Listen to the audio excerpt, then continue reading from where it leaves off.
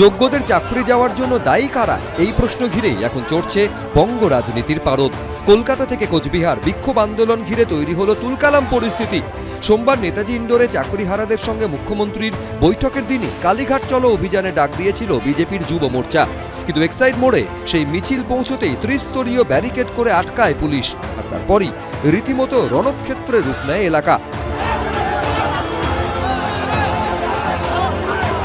Exide মোড়ে প্রথমে লকেট চট্টোপাধ্যায়কে যেমন আটক করা হয়, তারপরে কিন্তু একাধিক বিজেপি কর্মী সমর্থক তাদেরকে কিন্তু আটক করার প্রক্রিয়া চলে। ইন্দ্রনীল খাঁ, তমগ্ন ঘোষ, তাদেরকে কিন্তু রীতিমতো আটক করা হয়, ধাক্কাধাক্কি করে চ্যাংদোলা করে কিন্তু তুলে নিয়ে যাওয়া হয় একাধিক বিজেপি কর্মী সমর্থককে।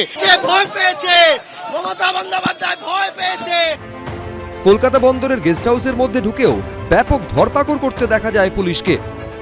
যে ছবি দেখা যাচ্ছে আবার ধরপাকড়, এক্সাইড মোড়ে দফায় দফায় প্রিজন ভ্যানে ধরপাকড় চলছে। দোকানে দোকানে গিয়ে সেখান থেকে কিন্তু দেখা যাচ্ছে কলকাতা পুলিশের আধিকারিকরা, কর্মীরা তারা বের করে আনছেন, বেশ কয়েকজনকে বসানো হচ্ছে, একটু পরে প্রিজন ভ্যান এনে তাদেরকে কিন্তু নিয়ে যাওয়া হচ্ছে, যেমনটা জানা যাচ্ছে পুলিশ সূত্রে, তাতে লালবাজার।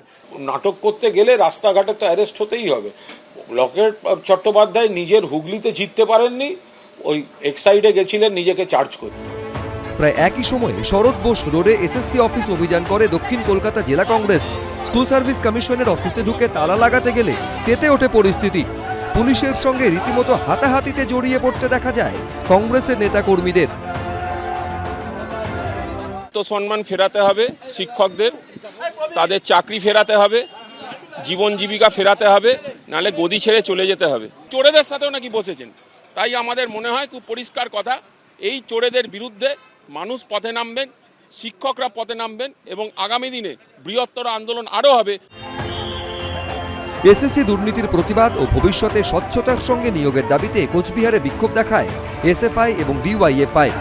শিবাশিস মৌলিক, হিন্দোল দে, ঐশী মুখোপাধ্যায়ের রিপোর্ট, এবিপি আনন্দ।